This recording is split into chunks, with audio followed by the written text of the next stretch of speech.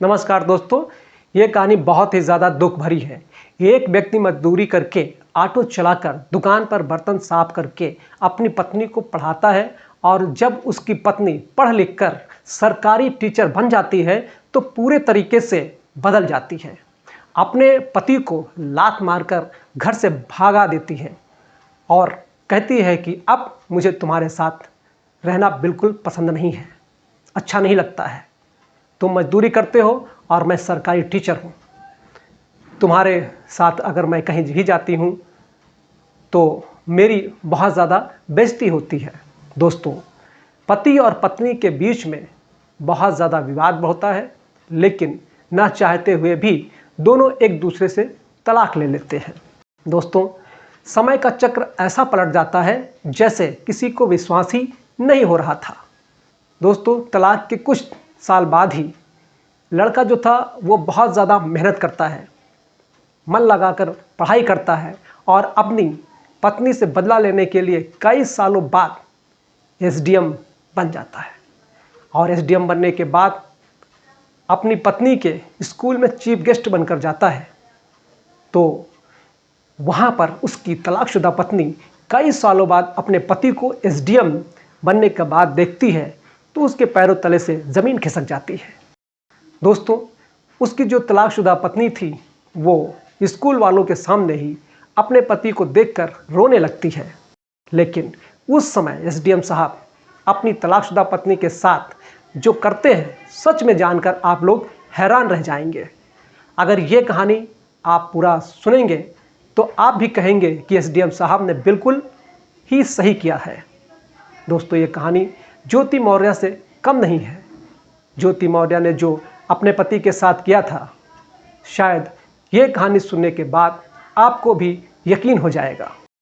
दोस्तों, बहुत ही ज़्यादा इंटरेस्टिंग कहानी है, दिल को छू लेने वाली कहानी है। आइए जानते हैं पूरी कहानी। इस कहानी में, इस वीडियो में आगे बढ़ने से पहले दोस्तों, एक मेरी छोटी सी दरख्वास्त है आपसे। अगर हमारे चैनल पर पहली बार आए हैं तो चैनल को सब्सक्राइब कर लीजिए और वीडियो को लाइक कर दीजिए।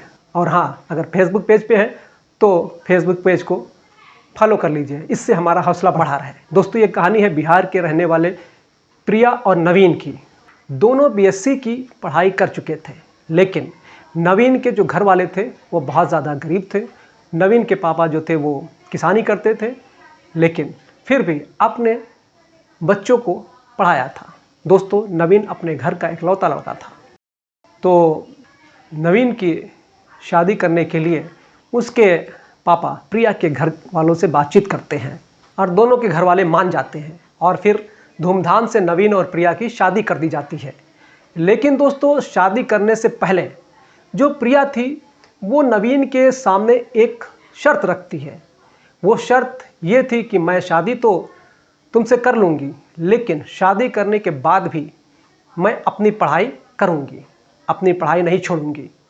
दोस्तों, प्रिया जो थी वो पढ़ने में बहुत अच्छी थी और शादी के बाद भी वो पढ़ाई करना चाहती थी।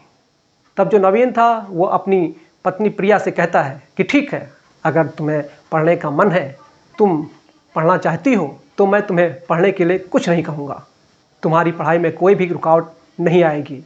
दोस्तों, ये जब नवीन प्रिया को पढ़ाने के लिए तैयार हो जाता है तो प्रिया के घर वाले भी मान जाते हैं और दोनों की धूमधाम से शादी कर दी जाती है।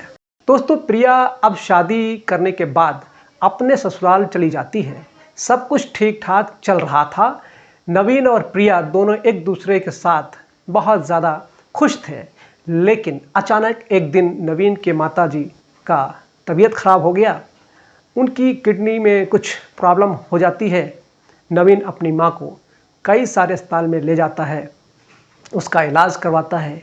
कभी दिल्ली लेकर जाता है तो कभी मुंबई लेकर जाता है।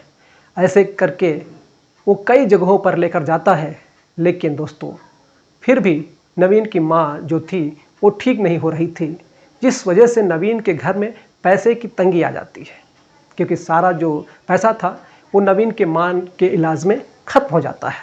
लेकिन इधर दोस्तों, जो प्रिया थी वो बीएड का एग्ज़ाम देती है और उसका रिजल्ट भी आ जाता है। वो बीएड पास कर लेती है तब नवीन सोचता है कि क्या करूं, प्रिया को एडमिशन करवाऊं या ना करवाऊं। दोस्तों, नवीन प्रिया से वादा किया था कि उसको किसी भी कीमत पर पढ़ाएगा, जिस वजह से नवीन थोड़ा बहुत पैसे का इंतज़ाम करता है और प्रिया का एडमिशन एमएड में करवा देता है। दोस्तों, नवीन के पास उस समय पैसे बहुत ज़्यादा नहीं थे, जिस वजह से नवीन भाड़े पर टेम्पो वगैरह लेकर चलाता है। कभी कभी होटल में भी काम कर लेता है, कभी कभी मजदूरी कर लेता है। जिस काम से वो पैसा कमा सकता था वो काम वो करता था। कभी भी काम करने से वो पीछे नहीं हटता था, क्योंकि दोस्तों नवीन के ऊपर घर वालों की बहुत ज़्यादा जिम्मेदारियां थीं और प्रिया को पढ़ाने की भी। नवीन के पापा जो थे वो इन दिनों बीमार रहते थे और वो पैसा नहीं कमाते थे, तो नवीन को ज़िंदगी में बहुत ज़्यादा दुखों का सामना करना पड़ रहा था। लेकिन जैसे ही 3 साल का समय गुजरता है तो नवीन को पता चलता है कि जो प्रिया है वो प्रेग्नेंट हो गई है, वो बच्चे को जन्म देने वाली है, जिस वजह से नवीन के घर में थोड़ा सा खुशी का माहौल छा जाता है। कुछ समय बाद प्रिया बच्चे को जन्म देती है। तब तक इसी बीच में प्रिया का एमएड जो है वो कंप्लीट हो जाता है।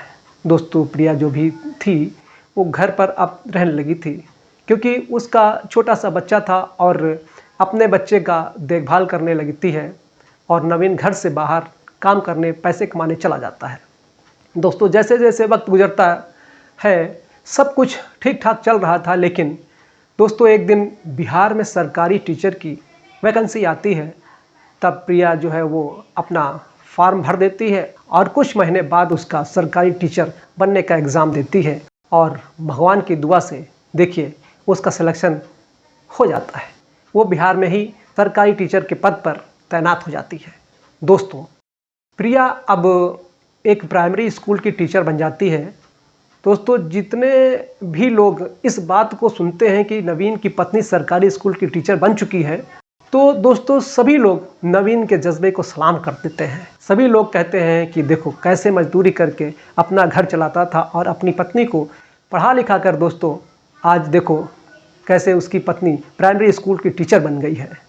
नवीन को भी बड़ा गर्व महसूस होता था जब कोई उसकी तारीफ़ करता था। तो दोस्तों धीरे धीरे वक्त गुजर रहा था और अब समय आ जाता है कि प्रिया अब अपने घर से दूर जाकर स्कूल में पढ़ाएगी, क्योंकि दोस्तों जिस स्कूल में प्रिया का ज्वाइनिंग हुआ था, जिस स्कूल में प्रिया की ड्यूटी लगी थी, वो स्कूल प्रिया के घर से बहुत ज़्यादा दूर था, जिस वजह से नवीन प्रिया से कहता है कि एक काम करो, तुम वहाँ पर चली जाओ और एक क्वार्टर रेंट पर ले लेना और वहीं पर रहकर तुम स्कूल में पढ़ाना। बच्चे को घर पर छोड़ दो, बच्चा भी 2-3 साल का बड़ा हो गया था। तो नवीन कहता है कि बच्चे की देखभाल घर पर हम लोग कर लेंगे, वहाँ पर तुम परेशान हो जाओगी, अकेले में रहोगी, तो स्कूल में अच्छे से पढ़ाना, अच्छे से पढ़ाने में मन लगाना, इसीलिए बच्चे को तुम घर पर छोड़ दो और तुम चली जाओ, वहीं पर रूम लेकर अपना जो पढ़ाने का काम है उसको मन लगा के पढ़ाओ। दोस्तों प्रिया अपने बच्चे को घर पर छोड़ देती है, क्योंकि घर पर नवीन के माता पिता थे और नवीन भी था, तो बच्चे का ख्याल वो सब लोग मिलकर रख लेंगे। यही सब सोचकर प्रिया पटना चली जाती है और वहाँ पर रहकर प्राइमरी स्कूल में पढ़ाने लग जाती है। धीरे धीरे वक्त गुजर रहा था, लेकिन जैसे ही 6 महीने का वक्त गुजरता है तो प्रिया नवीन से अच्छे से बात करना बंद कर देती है और नवीन को ऐसा लगने लगता है कि प्रिया धीरे धीरे बदल रही है। दोस्तों, नवीन फ़ोन करता है तो प्रिया उसका फ़ोन नहीं उठाती थी। नवीन अगर 10 बार फ़ोन करता था तो एक बार फ़ोन उठाकर जो प्रिया थी वो बात कर लेती थी। कभी कभी ऐसा भी होता था कि वो बात करती ही नहीं थी। तभी नवीन प्रिया से कहता है कि मुझे लगता है कि तुम बहुत ज़्यादा बदल रही हो। तब प्रिया उसको डांट देती है और कहती है कि तुम मेरे ऊपर शक कर रहे हो। लेकिन दोस्तों भगवान का करिश्मा देखिए कि एक दिन सुबह से ही नवीन प्रिया को फ़ोन कर रहा था, लेकिन प्रिया उसका फ़ोन नहीं उठा रही थी, जिस वजह से नवीन जो है वो बहुत ज़्यादा घबरा जाता है, बहुत ज़्यादा परेशान हो जाता है और अपने घर से पटना के लिए ट्रेन पकड़ता है और पटना चला जाता है। क्योंकि दोस्तों जो नवीन था वो सोच रहा था कि प्रिया फ़ोन नहीं उठा रही है, कहीं उसके साथ कोई हादसा तो नहीं हो गया, कहीं उसके साथ कुछ गलत तो नहीं हो गया। आखिरकार नवीन उसका पति था, तो ये सब सोचना उसको लाजमी था। दोस्तों, नवीन रात के 9 बजे के आसपास पटना पहुंच जाता है और प्रिया के रूम पर पहुंच जाता है। जब प्रिया का दरवाज़ा खटखटाता है तब प्रिया अपना दरवाज़ा खोलती है, लेकिन प्रिया के रूम में एक लड़का भी पहले से मौजूद था। दोस्तों, उस लड़के का नाम रविंद्र था और वो लड़का भी प्रिया के साथ उसी प्राइमरी स्कूल में पढ़ाता था। दोस्तों, प्रिया और रविंद्र के बीच में प्रेम प्रसंग का सिलसिला चल रहा था और प्रिया रविंद्र के साथ उस दिन कमरे में अकेले थी, शारीरिक संबंध वगैरह बना रहे थे दोनों लोग। यही सब देखकर नवीन बहुत ज़्यादा गुस्सा हो जाता है और पूछता है कि ये कौन है। तब प्रिया कहती है कि हमारे स्कूल के सर जी हैं, स्कूल का कुछ काम बाकी रह गया था तो मैं इन्हें अपने रूम पर बुला लिया, कुछ ज़रूरी काम था लोग पूरा करने के लिए हम लोग। दोस्तों, नवीन प्रिया की इस बात को सुनकर समझ जाता है कि कौन सा स्कूल का ज़रूरी काम है जो रात के 9 बजे रूम पर हो रहा है। दोनों लोग अकेले काम पूरा कर रहे हैं, आखिर कौन सा काम होगा। दोस्तों, नवीन प्रिया के ऊपर बहुत ज़्यादा गुस्सा हो जाता है और उसको मारने पीटने लगता है, क्योंकि दोस्तों कहीं कोई भी इंसान अपनी पत्नी को इस हालत में देखेगा तो जाहिर सी बात है कि उसका दिल टूट जाएगा। दोस्तों, नवीन एक अच्छा लड़का था जो मजदूरी करके, टेम्पो चलाकर, होटल में बर्तन धोकर अपनी पत्नी को प्राइमरी स्कूल का टीचर बनाया था। लेकिन अगर उसकी पत्नी ऐसा गंदा और घिनौना काम करेगी, उसको धोखा देगी, तो जाहिर सी बात है कि किसी भी इंसान को गुस्सा आ जाएगा। दोस्तों, उस दिन विवाद इतना बढ़ जाता है, इतना ज़्यादा हो जाता है, दोनों के बीच में लड़ाई इतनी हो जाती है कि जिस वजह से जो प्रिया थी वो नवीन के ऊपर बहुत ज़्यादा गुस्सा हो जाती है और कहती है कि देखो, तुम मजदूरी का काम करते हो और मैं स्कूल की टीचर हूँ, तो अब मुझे तुम्हारे साथ रहना नहीं है, अच्छा नहीं लगता है, क्योंकि मैं जब भी तुम्हारे साथ कहीं पार्टी वगैरह में जाती हूँ, कहीं रिश्तेदारी में जाती हूँ, तो मुझे बेइज्जती महसूस होती है। तुम हमारे बराबरी के नहीं हो, इसीलिए मैं तुमको तलाक देना चाहती हूँ और मैं रविंद्र के साथ रहूँगी। रविंद्र मुझे बहुत ज़्यादा प्यार करता है, मैं उसके साथ बहुत खुश रहती हूँ। दोस्तों, ये बात सुनते ही जो नवीन था एकदम से वो टूट जाता है और उसकी आंखों से आंसू टपकने लगते हैं, लेकिन वो कुछ नहीं बोल रहा था। उसको सब कुछ समझ में आ गया था कि वो क्या करे और क्या ना करे। उससे आंखों से आंसू टपकने लगते हैं, लेकिन वो कुछ नहीं बोल रहा था। उसको कुछ समझ में नहीं आ रहा था कि वो क्या करे और क्या ना करे। दोस्तों, नवीन चुपचाप वहाँ से अपने घर चला आता है और कुछ दिनों बाद दोनों के बीच में दोस्तों तलाक हो जाता है। दोस्तों, प्रिया के जो घर वाले थे वो प्रिया को समझाते हैं और कहते हैं कि बेटा ऐसा मत करो, नवीन बहुत अच्छा लड़का है, वो तुम्हें बहुत ज़्यादा प्यार करता है, उसने तुम्हारे लिए अपनी ज़िंदगी बर्बाद कर दी है, तुमको पढ़ाया है, लिखाया है, तुमको तुम्हारे लिए बहुत कुछ किया है। लेकिन दोस्तों, जो प्रिया थी उसकी मति जो है वो मारी गई थी और प्रिया अपने पति से तलाक ले लेती है। लेकिन जब तलाक हो जाता है तो नवीन जो है वो अपने बेटे को अपने साथ साथ रखने का फैसला करता है। अब दोस्तों, प्रिया रविंद्र के साथ अकेले रहने लगी है और नवीन अपने बेटे के साथ, अपने माता पिता के साथ रहता है। लेकिन नवीन को बहुत बुरा लग रहा था, वो सोच रहा था कि शायद उसको भी पढ़ाई करनी चाहिए और पढ़ाई करके अपनी ज़िंदगी में कुछ बनना चाहिए। दोस्तों, नवीन के माँ की तबीयत बहुत ज़्यादा ख़राब थी, नवीन के पास पैसे भी नहीं थे, जिस वजह से नवीन अपने ज़मीन का एक छोटा सा टुकड़ा बेचता है। उसकी ज़मीन एक सड़क के किनारे थी, उसको बेच देता है, जो उसको 20 लाख रुपए मिलते हैं। दोस्तों, उन पैसों से पहले नवीन अपनी माँ का अच्छा सा इलाज करवाता है और जो पैसे बचते हैं उस पैसे से अपनी पढ़ाई करता है और 3-4 साल कड़ी मेहनत करने के बाद नवीन एक एग्ज़ाम देता है और एग्ज़ाम पास हो जाता है और नवीन अब एक एसडीएम अधिकारी बन जाता है, जिस वजह से नवीन के घर वाले बहुत ज़्यादा खुश थे और पूरे गांव में नवीन की चर्चा हो रही थी। लेकिन दोस्तों, नवीन अपनी पत्नी से बदला लेने के लिए वो सिर्फ ये एग्ज़ाम क्वालिफाई किया था और मन लगाकर पढ़ाई किया था। दोस्तों, नवीन की पोस्टिंग बिहार के एक ज़िले में होती है और एक दिन भगवान का करिश्मा देखिए कि जिस स्कूल में प्रिया पढ़ाती थी उसी स्कूल में चीफ गेस्ट के तौर पर नवीन को वहाँ पर बुलाया जाता है। क्योंकि दोस्तों, नवीन अपनी ज़िंदगी में बहुत कुछ किया था, बहुत मुश्किलों का सामना किया था, बहुत मुश्किलों का सामना किया था। उसकी ज़िंदगी की कहानी जो है वो बहुत बेमिसाल थी, जिस वजह से उसको बहुत ज़्यादा मान और सम्मान दिया जा रहा था। दोस्तों, उस दिन नवीन जब चीफ गेस्ट बनकर प्रिया के प्राइमरी स्कूल में जाता है तो प्रिया अपने तलाकशुदा पति को देखकर बहुत ज़्यादा हैरान हो जाती है, क्योंकि उसको कुछ भी पता नहीं था कि नवीन अपने जीवन में क्या कर रहा है।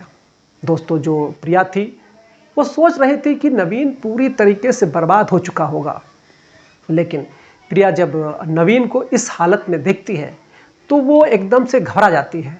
वहाँ पर नवीन आता है, नवीन का स्वागत किया जाता है, नवीन स्टेज पर खड़ा होकर अपना भाषण भी देता है और जब वहाँ का कार्यक्रम खत्म हो जाता है तब फिर वहाँ से वो चला जाता है। लेकिन दोस्तों, जो प्रिया थी वो नवीन से मिलना चाहती थी, उससे पूछना चाहती थी कि आखिर वो एसडीएम कैसे बना, जिस वजह से प्रिया एक दिन फैसला करती है कि वो नवीन के ऑफिस मिलने जाएगी। दोस्तों, जब नवीन से मिलने के लिए प्रिया उसके ऑफिस पहुंच जाती है तब नवीन बड़े ही मान सम्मान के साथ प्रिया को अपने ऑफिस में अंदर बैठाता है और अपने कर्मचारी से नाश्ता पानी मंगवाता है, अपनी पत्नी प्रिया को नाश्ता पानी वगैरह भी करवाता है और फिर पूछता है कि बताओ क्या बात है, तुम यहाँ पर क्यों आई हो। तब दोस्तों, जो प्रिया थी वो नवीन से पूछती है कि तुम एसडीएम कैसे बन गए हो। तब नवीन अपनी पूरी कहानी प्रिया को बताता है और कहता है कि मुझे बहुत ज़्यादा खुद पर शर्मिंदगी महसूस हो रही थी, जिस वजह से मैं भी पढ़ाई करने का सोचा और आज देखो मैं एक एसडीएम अधिकारी बन गया हूँ। शायद अगर तुम मेरे लाइफ में रहती तो मैं वही मजदूरी करता, काम करता और अपनी ज़िंदगी में आगे नहीं बढ़ पाता। तुम अपनी नौकरी करती और मुझे किसी बात का टेंशन नहीं होता, जिस वजह से मैं भी अपनी ज़िंदगी में मस्त रहता। लेकिन मुझे ऐसा लगा तुम्हारे जाने के बाद कि मुझे भी अपने जीवन में कुछ ना कुछ करना चाहिए।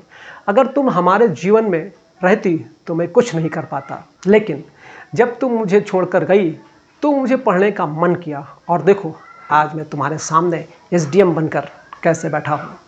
दोस्तों, नवीन प्रिया से पूछता है कि तुम बताओ तुम्हारा पति कैसा है जिसे तुम प्यार करती थी। तब दोस्तों, प्रिया नवीन से कहती है कि मैंने बहुत बड़ी गलती की है अपनी ज़िंदगी में तुमसे तलाक लेकर। दोस्तों, प्रिया कहती है कि मैं रविंद्र के साथ रहती थी, कुछ महीने बाद मैं लोन लेकर एक ज़मीन खरीदी थी, लेकिन उस ज़मीन पर रविंद्र की आंखें जो हैं वो हमेशा गड़ी रहती थी। उसने मुझसे कहा कि ज़मीन मेरे नाम कर दो, अच्छे खासे पैसे में मैं उसे बेच दूंगा और जो उसका प्रॉफिट होता है वो मैं तुम्हें दे दूंगा। लेकिन उसने ज़मीन भी बेच दिया और मुझे पैसे भी नहीं दिया, जिस वजह से मैं उसको छोड़ दिया। जब मैं उसके साथ रहती थी तब मुझे पता चला कि कुछ दिनों बाद ही उसकी शादी मुझसे पहले हो चुकी थी, उससे बच्चे भी हैं, लेकिन वो मेरे साथ धोखा कर रहा था। तो जब मैं तुम्हें तलाक दिया तो उसके बाद मेरी ज़िंदगी पूरी तरीके से बर्बाद हो गई। दोस्तों, प्रिया नवीन से पूछती है कि हमारा बेटा कैसा है, अब तो वो बड़ा हो गया होगा। तो नवीन कहता है कि तुम्हारा बेटा? अब वो तुम्हारा बेटा नहीं है, अब वो मेरा बेटा है। अब वो बहुत ज़्यादा बड़ा हो गया है, स्कूल में पढ़ने भी जाने लगा है। दोस्तों, नवीन अपने बेटे का जो फ़ोटो होता है वो प्रिया को दिखाता है, तो प्रिया अपने बेटे को देखकर बहुत ज़्यादा रोने लगती है और कहती है कि मुझे अपने बेटे से मिलने का बहुत ज़्यादा मन कर रहा है, कई साल बीत गए हैं, मैं उससे किसी भी तरह मिलना चाहती हूँ। दोस्तों, नवीन का बेटा हमेशा नवीन से कहता था कि पापा मम्मी कहाँ है, मुझे मम्मी की बहुत याद आती है, मुझे मम्मी के पास जाना है, चलो लेकर। लेकिन दोस्तों, आज नवीन को ये मौका मिल गया था कि वो अपने बेटे को उसकी माँ से मिलवा दे। दोस्तों, नवीन मना नहीं कर पाता है वो अपनी पत्नी प्रिया को लेकर अपने घर पर जाता है और अपने बेटे से उसको मिलवाता है। जब प्रिया अपने बेटे से मिलती है तो वो फूट फूट कर रोने लगती है और नवीन से माफ़ी मांगने लगती है। कहती है कि नवीन, मुझे माफ़ कर दो, मैंने अपने जीवन में बहुत बड़ी गलती किया है। लेकिन दोस्तों, नवीन जो होता है उसकी बातों को मानता नहीं है और कहता है कि नहीं, अब मैं तुम्हारे साथ नहीं रहूँगा, क्योंकि तुमने मुझे एक बार धोखा दिया है और मैं बार बार धोखा नहीं खाना चाहता हूँ। तुम अपनी ज़िंदगी में मस्त रहो, खुश रहो और मैं अपनी ज़िंदगी में खुश हूँ। कभी कभी अगर तुम्हें अपने बेटे से मिलने का मन करे तो अपने बेटे से मिलने आ जाना, मुझे कोई ऐतराज़ नहीं होगा। दोस्तों, नवीन एकदम से तैयार ही नहीं था प्रिया के साथ रहने के लिए, लेकिन धीरे धीरे वक्त गुजर रहा था। दोस्तों, जो नवीन का बेटा था, जब एक बार वो अपनी माँ से मिल लेता है तो अपनी माँ से मिलने की वो फिर हमेशा जिद करने लगता है। पापा से कहता है, पापा मुझे माँ से मिलना है, मुझे माँ के पास ले चलो। नवीन हमेशा अपने बेटे को उसकी माँ से मिलवाने के लिए लेकर जाता रहता है। एक दिन नवीन सोचता है कि चलो प्रिया को माफ़ कर देते हैं, क्योंकि दोस्तों नवीन भी सोच रहा था कि उसका बेटा भी अभी छोटा है, उसको माँ की ज़रूरत है और बेटा अपनी माँ के साथ रहेगा तो वो खुश रहेगा और उसकी माँ भी अपने बेटे के साथ रहेगी तो वो भी खुश रहेगी। यही सब सोचकर नवीन प्रिया से दोबारा शादी कर लेता है और फिर हंसी खुशी दोनों रहने लगते हैं। दोस्तों, प्रिया को अपनी गलती का एहसास हो जाता है कि ज़िंदगी में चाहे कोई भी कितना भी कामयाब क्यों ना हो जाए, लेकिन अगर अपनों से कोई मुंह मोड़ लेता है तो वो कहीं का भी नहीं रह जाता है, उसकी ज़िंदगी बर्बाद हो जाती है। दोस्तों, ये बात प्रिया को समझ में आ जाती है। लेकिन दोस्तों, ज्योति मौर्य ने भी यही काम किया था।